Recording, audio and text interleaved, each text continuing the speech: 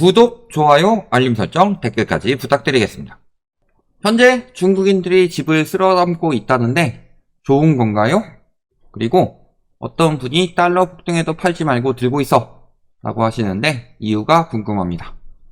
팔지 말고 들고 있어 라는 이유는 원화가 바닥이라서 그런 건지 모르는 뭔가 있는 건지. 달러 폭등에도 팔지 말고 들고 있어, 이거부터 간단히 설명 먼저 드리면요.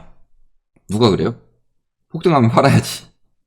팔지 말고 들고 있는데 원화가 바닥이다 라고 하면은 바닥이면은 더 떨어질 데가 없다는 소리고, 그러면은 원화 가치가 올라간다는 소리고, 달러 가치 대비로 원화 가치가 올라간다면 달러 가격은 떨어질 텐데, 그럼에도 불구하고 그렇게까지 말씀하신다면 우리나라가 베네수엘라, 아르헨티나, 요즘에 비트코인으로 돈 많이 벌었다는 엘살바도르, 이런 나라처럼 화폐가 화폐의 기능을 못하게 될 수가 있습니다. 그렇게 된다면 달러로 가지고 있는 게 답입니다. 예를 들어 베네수엘라 같은 나라는요, 휴지 한로를 사게 되면요, 휴지 한로를 사기 위해서 쓰는 돈이 이만큼이에요. 즉 재질만 걱정을 안 한다면은 휴지보다 돈을 종이처럼 쓰는 게 훨씬 더 싸다, 이런 나라인 거고, 뭐 아르헨티나는 여러 번 말씀드렸지만 강도가 돈만 빼고 다 훔쳐가는 나라다. 뭐 그런 나라들 같은 경우는 달러가 확실히 좋죠. 왜냐면 내가 가지고 있는 이 화폐의 가치가 어떻게 변할지를 모르는데. 근데 우리나라는 그 정도까지는 아니에요. 우리나라가 그 정도까지 수준으로 갈 수 있는 나라가 아니다. 은행들 터지더라도.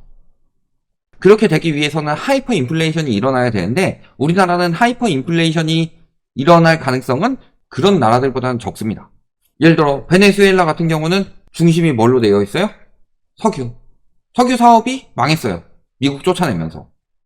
지금은 달러를 가지고 있으라고 말씀드리는 게, 분명히 미국에서 양털깎기가 들어가기 시작하면 그때는 달러가 쭉 빠져나갈 수밖에 없다. 즉 달러의 공급이 부족해지면서 달러 가격이 폭등할 것이다. 이것은 IMF 때도 글로벌 금융위기 때도 미국에서 금리를 올리는 시기에도 물론 달러 가치가 올라갔지만, 미국에서 금리를 인하하는 시기에 미국 채권으로 달러가 빨려 들어가면서 달러 가치가 폭등을 하는 상황이 분명히 나온다.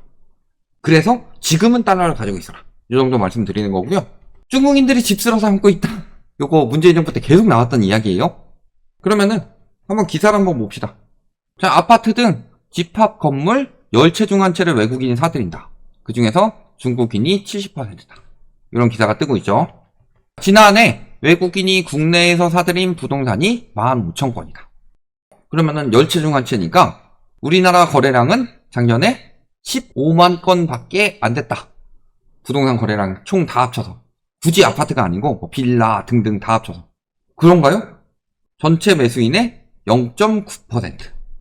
즉 1000명 중 9명이죠. 1000명 중 9명은 10명 중 하나다. 이래서 우리가 초등학교 때 분수를 배우는 겁니다. 그리고 중학교 때도 분수 계산을 계속하는 거고, 고등학교 때도 분수 계산을 계속하는 거예요. 왜? 이런 멍청한 계산을 하지 않게 하기 위해서. 즉 요 양쪽에 1000 곱하면 얼마예요? 90은 1000이다. 이런 계산을 하는 사람들한테 이야기를 해주고 싶습니다. 9는 100이다. 9랑 100은 같으니까 내가 너한테 900만 원을 줄 테니까 나한테 1억을 줘라. 우리는 같은 거 아니냐. 100만 원짜리 9개 주고 100만 원짜리 100개 받는다. 근데 9는 100이니까 같은 돈 아니에요? 자, 제가 900만 원 드릴 테니까 1억 주실 분. 얼마나 구라처럼 이야기를 하냐. 10채 중 한 채는 무슨 10채 중 한 채예요. 100채 중 한 채 수준이지. 조만간 1%가 100분의 1인데.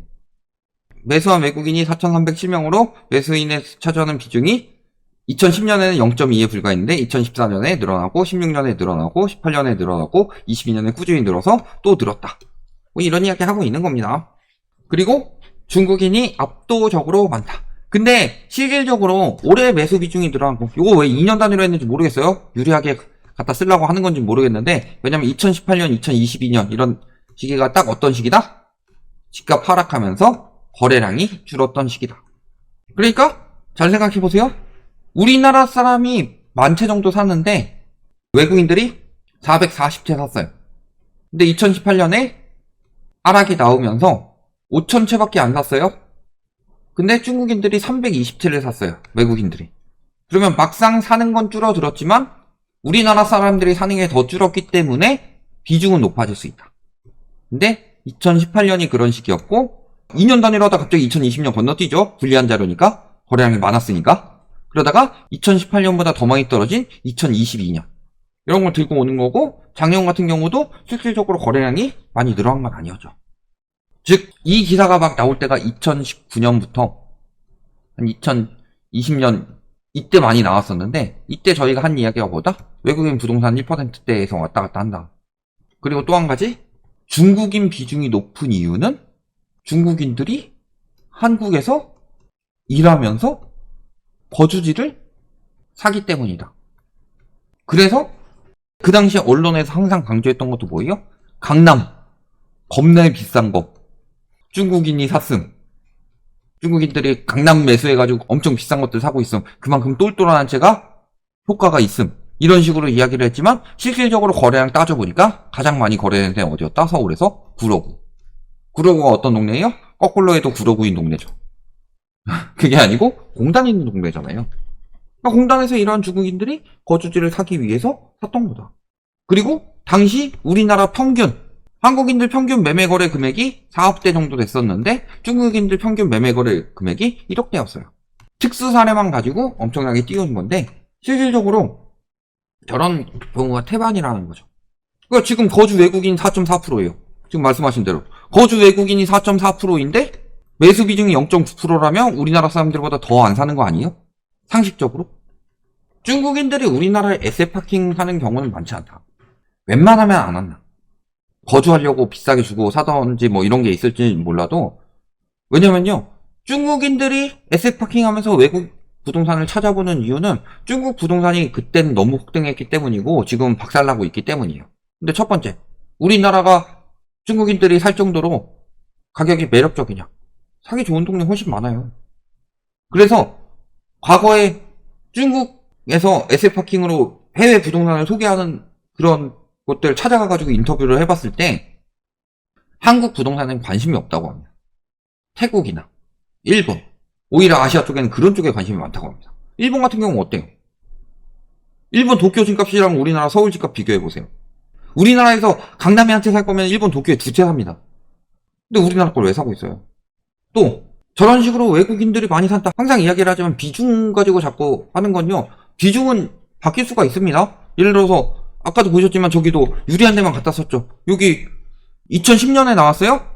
그 다음에 2014년, 16년, 18년, 22년 이거 뭔 순서예요? 2010년에 나와서 2년 단위로 할 거면 12년도 나오고 20년도 나와야 되는데 이런 거 빼죠. 왜? 불리하니까. 쉽게 이야기를 해서 거주하는 외국인들이 거주를 위해서 집을 산다고 해봅시다. 그러면은 그 사람들은 거의 한국 사람들이에요. 아 한국 집값 오른다니까 지금 빨리 사야 되지 않을까? 한국 임대료 계속 오르는데 임대료 때문에 죽겠으니까 빨리 사야 되지 않을까? 이러면서 한국 사람들이 살 때 사는 거고 한국 사람들이 팔 때 파는 거예요. 간단한 거 아니에요? 근데 저런 것들을 제대로 딱 들여다보면서 이야기해주지 않죠. 그러니까 요즘에는 저희가 저 부분에 대해서 분석을 예전 거를 가지고 이야기를 하는 게 그래서 총 거래 금액이 얼만데. 그러니까 거래 금액 같은 거 알려주면 저희가 다 분석해가지고 때려버리죠. 그러니까 거래량만 가지고 이야기를 하는 거다. 근데 거래량이 뒷받침이 될 수가 있느냐. 우리나라 거래량이 떨어져서 비중이 늘어났다. 아까도 말씀드렸지만 지금 거래량은 3분의 1 수준이라고 합니다. 저희가 서울 거래량 분석했었죠. 서울 평균 거래량이 한 6천 건 정도였는데 현재 한 2천 건대 정도 나오고 있죠. 거의 3분의 1 수준까지 떨어졌어요. 그럼 0.9%까지 올랐다고 하더라도 이 6천 건대에 0.4% 정도 나왔다. 그럼 6천 건에 0.44%는 얼마예요? 2.64? 그죠? 그러면은 2천 건에 0.9%는 얼마예요? 1.8. 그럼 생각을 해봅시다. 외국인들이 2.64개 사다가 1.8개 샀어요.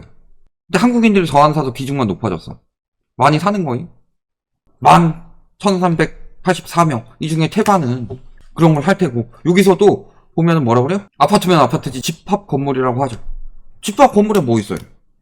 아파트도 있지만 지금 한국인들이 위험해서 안 사는 것들을 외국인들이 몰라서 살 수 있죠. 빌라라든가 오피스텔이라든가.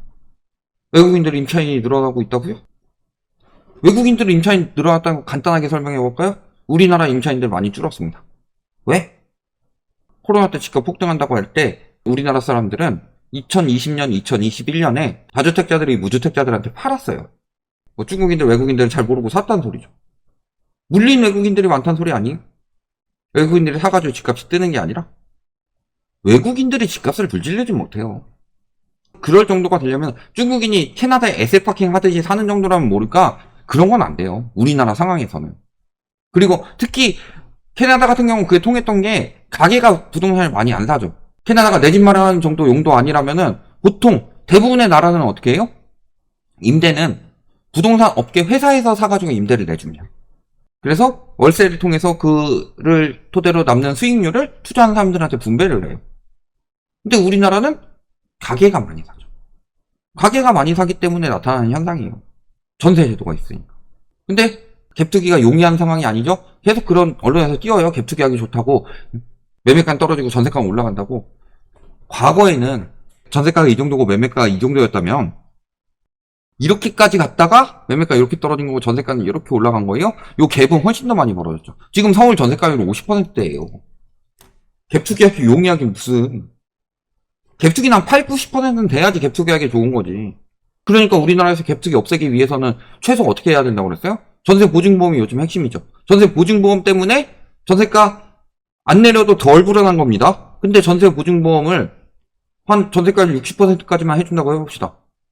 그러면 갭투기 많이 사라져요. 갭투기를 하길 바라니까 그런 것들을 안 하는 거지. 그런 거라서 외국인 부동산은 늘 이야기 나옵니다. 특히 언제? 끝물 때 이야기 많이 나와요. 저희가 언제 이야기했어요? 2019년 이야기했죠. 2019년에 왜 그런 이야기들이 나왔냐? 하락하고 있으니까. 근데 2022년에는 호도하기에는 부동산 시장이 너무 안 좋았죠. 지금은 어때요? 호도 안 하고 조용히 있다가 얼마 전에 뭐 동탄 22억 한 건 뜬 거 가지고 지금 몇 날 며칠째 기사 띄우고 있어요? 거기서 추경 매수가 붙어가지고 또 붙으면 모를까. 그거 하나 가지고 지금 몇 날 며칠째 하고 있어요. 근데 그게 통하는 것 같거든. 사람들 심리가 들썩이는 것 같거든. 들썩이는 거 맞아요? 요즘에 고가 아파트 수요가 많다고 합니다. 부동산에 전화가 많이 와요. 심리가 들썩인다고 이야기를 해요. 그거 맞아요? 젊은 사람들이 특히 많이 찾는답니다. 왜 찾아요? 인스타 사진 찍으려고.